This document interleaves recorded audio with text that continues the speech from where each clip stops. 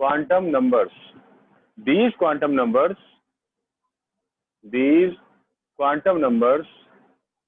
are three types.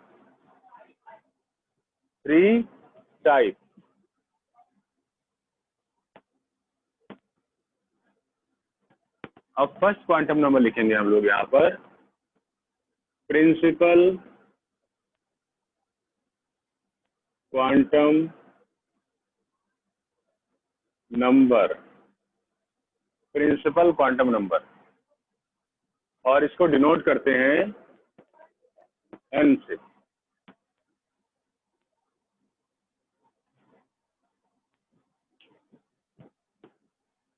n से, हाँ sir. Small n। अब देखो प्रिंसिपल क्वांटम नंबर क्या होता है, it is number of orbit, it is number of orbit in which electron is present, in which electron is present। ठीक, हाँ sir. Okay. अब with the help of it लिख लो यहाँ पर, with help of n या it, we calculate क्या क्या निकाल सकते हैं हम। एक तो आप रेडियस निकाल सकते हैं। क्या निकाल सकते हैं? Radius of the orbit. क्या फार्मूला था? a0 n square upon z, formula था ना, है ना। और क्या निकाल सकते हैं? एनर्जी ऑफ द ऑर्बिट, यानी कि क्वांटा की एनर्जी निकाल सकते हैं, En। क्या फार्मूला था बताओ भाई, कितना था फार्मूला? इसका था mc square 2.18 into 10 to power minus 18 z square upon n square. अच्छा हाँ सर। हो गया? हाँ सर। Yes sir. और क्या निकाल सकते हैं इससे? MEVR equal to NH upon 4 pi. 4 pi था कि 2 पाई था? 4 पाई था।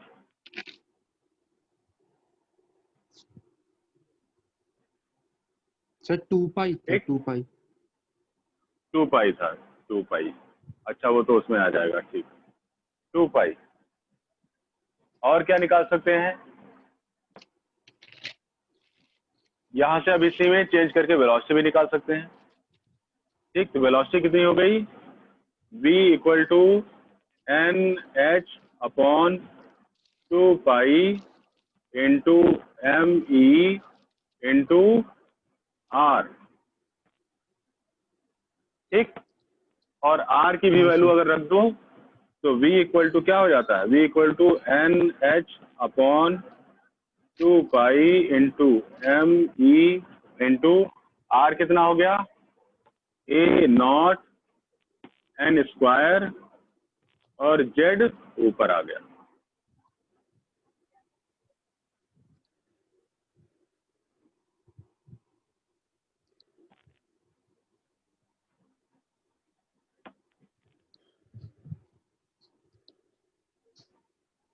अब n स्क्वायर से n कट जाएगा, है ना। हाँ सर। तो क्या गया फाइनली आपके पास? Z into H upon 2 pi into ME into A0 into N।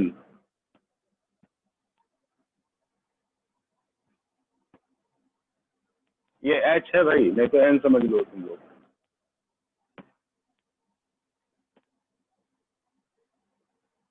Sir आपने क्या किया है समझ नहीं आया।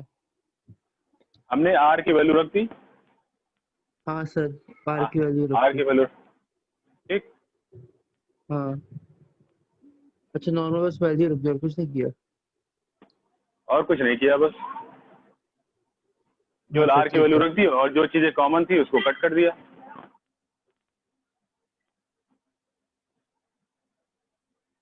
हो गया बेटा। Yes sir. और इसी तरह से अगर यहाँ पर जेड की वैल्यू रख दोगे तो तुम्हारा फार्मूला ये भी चेंज हो जाएगा, ये भी निकालने के लिए फार्मूला और बड़ा हो जाएगा। तो सबसे सिंपलेस्ट वे याद करने का यही है, ऐसे ही याद कर लो, बड़े फार्मूले क्यों लेके थोड़ा आए। कॉम्प्लिकेटेड है थोड़ा। अब ये देखो कॉम्प्लिकेटेड हो गया ना। Principle number. ये याद यस ये सर। याद करना मुश्किल है, लेकिन ये याद करना आसान है। यस हाँ सर। सर। तो इनको अलग अलग याद कर लो, फिर जैसी जरूरत होगी वैसे हम उसको प्लेस कर लेंगे, बना लेंगे। यस ठीक है बेटा, समझ आ गया। हाँ सर। सर। और प्रिंसिपल क्वांटम नंबर यानी कि जो n की वैल्यू होगी वो क्या हो जाएगी, 1 2 3 डैश डैश, जो के एल एम एन की वैल्यू थी वही हो जाएगी n की वैल्यू, प्रिंसिपल क्वांटम नंबर की वैल्यू। ठीक, लिख लिया बेटा सभी ने, मिटा दें। हाँ सर लिख लिया। इसके बाद फिर दूसरा क्वांटम नंबर आता है azimuthal quantum number. Azimuthal quantum number, ये सेकंड है। AZIMUTHAL, azimuthal quantum number. ठीक, इसको डिनोट करते हैं हम स्मॉल एल से। ठीक, ये क्या बताता है हमें, ये बताता है नंबर ऑफ सब सेल प्रेजेंट इन ऑर्बिट, कि किसी भी ऑर्बिट में कितनी सब सेल होंगी, है ना। एंड सर सबसेल क्या हुआ यहाँ पे? अभी बता रहे हैं, एंड इन विच सब cell electron is located, located. ठीक, इसकी वैल्यू जो होती है एल की वैल्यू होती है 0 to n-1, n-1। यहाँ पर देखो, इफ n इक्वल टू हम 3 मान लें, अगर n इक्वल टू 3 मान लें तो l की वैल्यू क्या हो जाएगी, 0 1 2। l की 3 वैल्यू आएगी, 0 आएगी, 1 आएगी और 2 आएगी। ठीक, बात समझ आ रही बेटा। अब देखो l की वैल्यू सर समझ अगर नहीं 0 है, आया, समझ नहीं आया। भाई देखो हमने क्या बताया कि l की वैल्यू 0 से लेकर n-1 तक होती हाँ है ना। सर। तो हम स्टार्ट करेंगे 0 से और 3-1 यानी कि 2 तक जाएंगे। तो हाँ बीच में क्या सर। क्या चीजें आएंगी, 0 आएगा, 1 आएगा और 2 0 आएगा। 1, हाँ ठीक है सर। बात समझ आई। अब देखो ये कहता हाँ है सर। कि अगर l की वैल्यू 0 है तो वहां जो सबसेल होगी वो होगी s, स्मॉल s। अगर l की वैल्यू 1 है तो यहाँ जो सबसेल होगी वो क्या होगी, p। अगर l की वैल्यू 2 है तो सबसेल होगी d। और अगर l की वैल्यू 3 है तो सबसेल होगी वहां पर f। अगर l की वैल्यू 4 है तो सबसेल होगी g। बात समझ आई। तो आपके एनसीईआरटी में क्वेश्चन है, for which value of the l या n, ठीक है, there will be g subshell. तो g सबसेल किसके लिए आ रही है, 4 के लिए, जब l की वैल्यू 4 यस है। सर। और n की वैल्यू क्या हो जाएगी, n की वैल्यू कितनी हो जाएगी, n की वैल्यू हो जाएगी हमारी, n की 3 1 0 1 2 3। नहीं, एन की वैल्यू बेटा रिवर्स जाओ, अच्छा n की 5 हो जाएगी ना? हाँ फाइव सर 5 हो जाएगी यस हाँ सर। सर भाई। एल की वैल्यू अगर n माइनस वन आती है तो एल की वैल्यू क्या आ जाएगी, एल प्लस वन। हाँ सर ठीक भाई, अगर एल की वैल्यू n माइनस वन है तो n की वैल्यू क्या हो गई, इस वन को इधर लेकर गए तो एल प्लस वन। 1 क्लियर हुआ बेटा? Yes sir. Yes sir. अगर कोई भी डाउट हो तो पूछते चलो, क्योंकि इस पर क्वेश्चंस आएंगे। ये आपका कॉन्सेप्ट एकदम क्लियर होना चाहिए, सर इनका नाम इसलिए एस इसको आराम पी से डी बता रहे एफ हैं। जी ही क्यों रखा? अब S P D F G ही इसलिए रखा है क्योंकि साइंटिस्ट ने ये नाम रख दिया जब जिसने डिस्कवर किया। अगर उसने एक्स सम वाई कुछ जेड रख दिया मतलब होता तो तो हम होगा लोग इसका? X Y Z. इसका मतलब देखो मेनली है स्फेरिकल, ठीक है, फिर उसका डम्बल, डबल डम्बल, ठीक है, फिर होता है फ्यूज, इसलिए एफ कर दिया। ठीक, हाँ मतलब यहाँ पर यह है इसका। मैं रैंडमली कुछ भी डाल दिया। हाँ ठीक, ओके सर ओके। अब आगे देखो, इसमें और क्या पता चलता है, इससे एल हमें हेल्प करता है। देखो, it also helps to find out क्या कहते हैं उसको,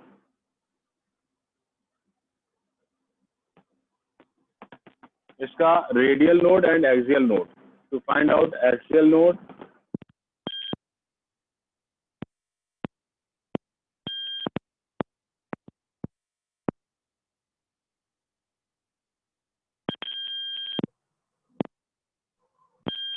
हाँ क्लास ले रहे। हेलो, हाँ क्लास ले रहे यस हैं। सर। ठीक ठीक।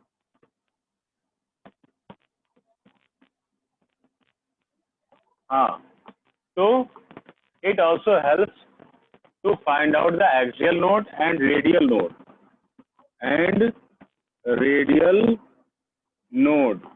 ठीक, अब एक्सियल नोड क्या हो जाता है, ये हो जाता है n minus L minus one. ठीक, किसी का भी एक्सियल नोड निकालने के लिए फॉर्मूला क्या हो गया, n minus L minus one, और रेडियल नोड जो होता है वो l के बराबर हो जाता है। ठीक, बात समझ आई बेटा? Yes sir. हाँ सर यस सर। जैसे देखो, अगर हमें हमारे पास l इक्वल टू 3 है और n इक्वल टू 4 है, हाँ ठीक है, n इक्वल टू 4 और l इक्वल टू 3। ठीक, यानी कि क्या है, 4p, ये तो मतलब हो गया, नहीं 4f, सॉरी 4f, क्योंकि l इक्वल टू 3 किसके लिए होता है, f के लिए होता है, और n इक्वल टू 4 यानी कि फोर्थ ऑर्बिटल। तो 4f के लिए अगर हमें एक्सियल नोड और रेडियल नोड निकालना हो तो कैसे निकालेंगे, देखो यहाँ पर हो गया 4 माइनस 3 माइनस 1, यानी 4f में जो नोड होगा वो कितना होगा, एक्सियल नोड, वो 0 होगा। ठीक, हाँ सर बात समझ आई बेटा? हाँ सर क्योंकि 4 से ही एफ ऑर्बिटल की शुरुआत होती है, एफ सबसेल की शुरुआत होती है 4 से। अभी बताएंगे जब इलेक्ट्रॉनिक कॉन्फ़िगरेशन बताएंगे तब। और दूसरा देखो, इसका रेडियल नोड कितना हो गया, 3, क्योंकि एल इक्वल टू 3 है। ठीक है बेटा? हाँ सर तो यहाँ पर रेडियल नोड 3 होने का मतलब ये हुआ कि ये जो आपका ऑर्बिटल है या सबसेल है, ये 3 डायमेंशंस में होगा, एक्स वाई जेड, और इसमें 3 लोब होंगे। कितने लोब होंगे, 3 लोब होंगे। 3 जिस तरीके से पी में आपके 2 लोब होते हैं इस तरीके से, ठीक, ऐसे इसमें कितने लोब होंगे, इसमें 3 लोब होंगे इस तरीके से। इसलिए कितना आया, इसका 3 आया। बात समझे बेटा? हाँ सर। ठीक, चलो तो ये नोट कर लिया, इतना पॉइंट क्लियर है, आगे बढ़े। ये सब नोट एक करोगे? Minute sir, screenshot. एक मिनट सर। हाँ नोट कर लो, नोट कर लो।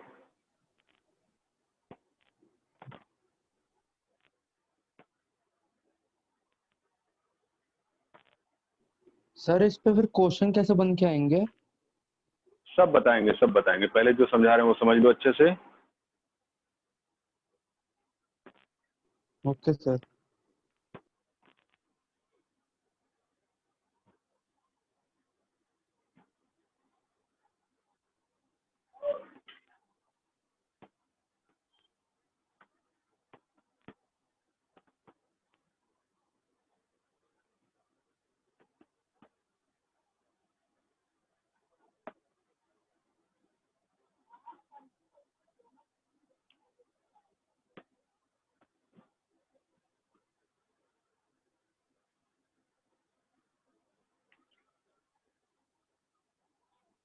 हो गया बेटा?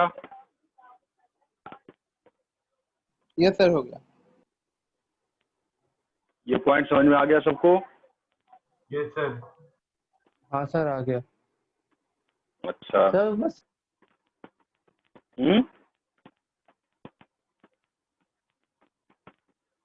क्या कह रहे हो बेटा? हेलो, बोलो क्या कह रहे हो? सर अभी जैसे आपने radial node is equal to हमारा 3 आया आंसर, हाँ, तो उसका मतलब समझ रेडियल मोड का भी मतलब समझ नहीं आया, मतलब क्या हुआ इसका? रेडियल मोड का मतलब ये हो गया कि इसमें, इस सबसेल के अंदर 3 लोब्स होंगे, 3 लोब्स होंगे इस तरीके से। कहाँ गया भाई? दिख रहा है यहाँ पर, जहाँ पर हम बना रहे हैं, देखो। नहीं सर।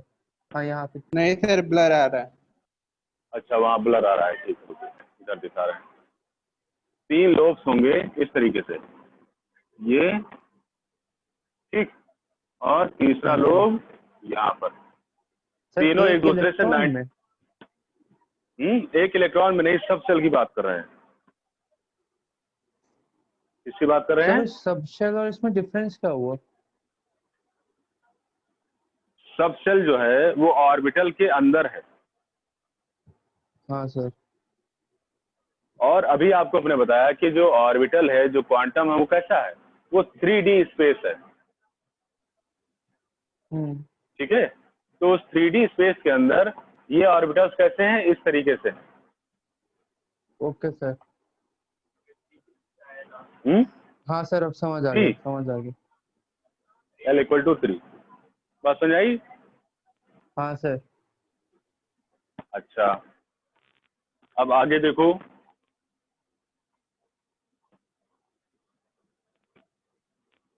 इसके बाद फिर आता है थर्ड क्वांटम नंबर, जिसे बोलते हैं मैग्नेटिक क्वांटम नंबर। क्या बोलेंगे? Magnetic quantum number. Magnetic quantum number, इसको डिनोट करते हैं एम से, स्मॉल एम। स्मॉल एम, कहीं कहीं ये स्मॉल एम एल भी लिखा मिलता है, स्मॉल एम एल। ठीक, अब ये क्या बताता है? देखो, ये बताता है, देखो, इट, हाँ, it tells about energy levels, energy levels present in subcells, subcells। ये किसी एक सबसेल में जितनी एनर्जी लेवल्स होंगी उसके बारे में बताता है। ओके, हाँ सर। अब देखो कैसे। इसकी वैल्यू जो होती है, एम की वैल्यू जो होती है, -L से स्टार्ट हो, कट गया, ठीक है, -L से स्टार्ट होती है और +L तक जाती है। कैसे? देखो, अगर हमारे पास L की वैल्यू हम मान लें 0 है तो M की वैल्यू क्या हो जाएगी? अगर L की वैल्यू 1 हो गई तो M की वैल्यू हो जाती है -1, ठीक, -1, 0 और फिर +1, है ना? यानी कि हमारे अच्छा पास सर। हमने अभी बताया था कि L = 1 किसके लिए होता है? सर बताओ। पी के लिए। सर P के लिए। P के लिए। तो P में 3 आपके ऑर्बिटल्स होंगे, सब ऑर्बिटल्स होंगे, 3 एनर्जी लेवल्स होंगी। कौन कौन सी? Px, Py और Pz। Px, Py और Pz, ठीक। इस तरीके से हर एक एनर्जी लेवल के लिए एक बॉक्स होता है और हर एक बॉक्स में मैक्सिमम 2 इलेक्ट्रॉन आ सकते हैं, हाँ ठीक। सर। इसीलिए P सबसेल में कितने इलेक्ट्रॉन आएंगे? P सबसेल में कितने इलेक्ट्रॉन में आएंगे? P 6। Subshell P। Contain 6 electron. हाँ सर। और ये किसके लिए आया था? देखो L = 0 किसके लिए था? S सबसेल के लिए। तो 0 आया, हाँ और सर। इसका मतलब यहाँ पर केवल एक बॉक्स बनेगा और एक बॉक्स के अंदर हाँ। 2 इलेक्ट्रॉन आएंगे। एक तो बॉक्स के इसको अंदर सर क्या होंगे, एस हो सकते एक्स हैं? बोल सकते हैं। इसीलिए यहाँ पर S में केवल 2 इलेक्ट्रॉन होते हैं। अच्छा सर। Okay sir. बात समझ आ गई बेटा? अब लॉजिक हाँ समझ में सर। आया कि S में 2 इलेक्ट्रॉन क्यों आते हैं, P में 6 इलेक्ट्रॉन क्यों भरे जाते हैं? Yes sir. हाँ सर। अब आगे देखो, अगर L = 2 हो जाए, है ना, अगर L = 2 हो जाए तो अब बताओ अपने आप से निकाल कर कि M की वैल्यू क्या आएगी? सर -2, -1, 0, 1 2। -2, 2। -1, 0, 1 और 2, 5 वैल्यू हो यस जाएगी। सर। हाँ सर। यानी कि D सबसेल में हमारे पास 5 डी जनरेटेड ऑर्बिटल्स होंगे। यानी कि जो D ऑर्बिटल है वो 5 एनर्जी लेवल्स में टूट जाएगा और हर अच्छा एक सर। एनर्जी लेवल में कितने बॉक्स होंगे? There will be 1 2। Box related to box की बात कर रहे हैं। हर एक एनर्जी लेवल से रिलेटेड एक बॉक्स होगा जिसमें 2 इलेक्ट्रॉन आएंगे। तो टोटल इलेक्ट्रॉन यस सर। कितने आ गए? D sir = 10 10। 10। जिसको नहीं समझ में आएगा उसको पूछिए, आप अपने लिए पढ़ रहे हैं, दूसरे के लिए नहीं पढ़ रहे हैं। आया समझे? बताओ बेटा। सर क्या लिखा है ये? Q = ये 10। लिखा है D = 10। हाँ, -L से +L तक। क्लियर है बेटा इतना? हाँ बोलो। सर। सर आज ये तो जो बाल भी सारे इलेक्ट्रॉनिक क्लियर हैं। कॉन्फ़िगरेशन, सर हैं? हाँ, जो इलेक्ट्रॉनिक कॉन्फ़िगरेशन है वो उसी के ऊपर डिपेंड करती है ना, कि P के अंदर 6 और क्या। इलेक्ट्रॉन है, S के अंदर 2। हाँ, तो अभी तक जो रटने वाला था अभी यहाँ से समझ में आ जाएगा कि S के अंदर 2 इलेक्ट्रॉन क्यों होगा, P के अंदर 6 इलेक्ट्रॉन क्यों आ रहे थे, D के अंदर 10 इलेक्ट्रॉन क्यों आते हैं, ठीक। अब इसके हाँ बाद सर। देखो, ओके सर। अगर L = 3 आ गया, अगर L की वैल्यू 3 आ गई तो M = कितना आ जाएगा? निकालो। -3, -2, -1। निकालो सब लोग, कॉपी में -3 अपने से अपने बनाओ। हाँ, -3, -2, -2।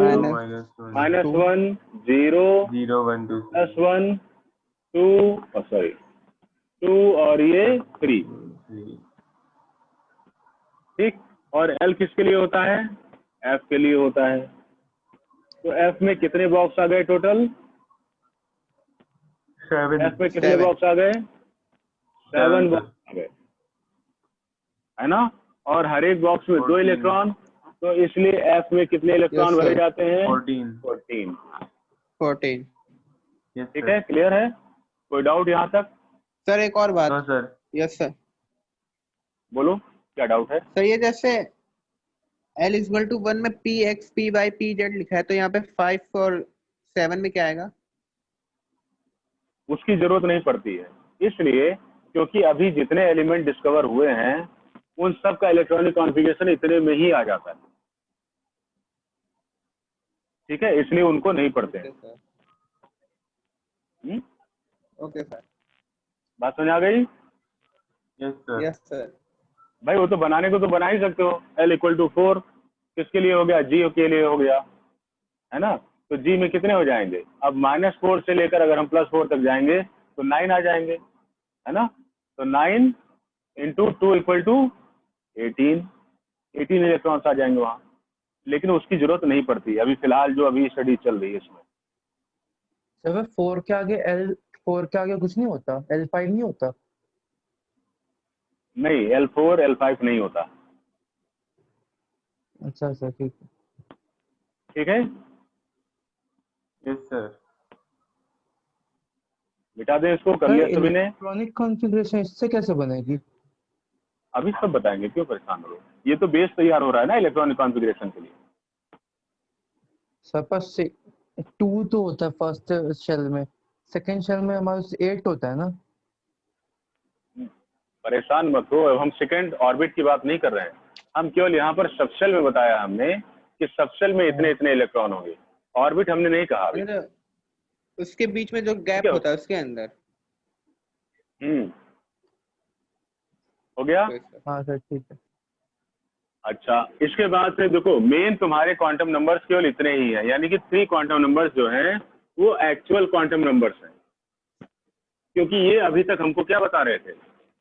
ये हमको अभी तक इलेक्ट्रॉन की पोजीशन बता रहे थे, और क्वांटम नंबर का काम है केवल इलेक्ट्रॉन की पोजीशन को बताना।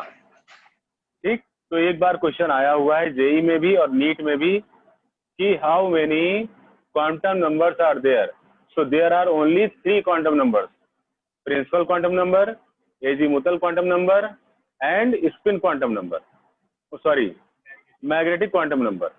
इसके बाद एक चौथा सर। क्वांटम नंबर एज्यूम कर लिया गया है जिसे बोलते हैं स्पिन क्वांटम नंबर।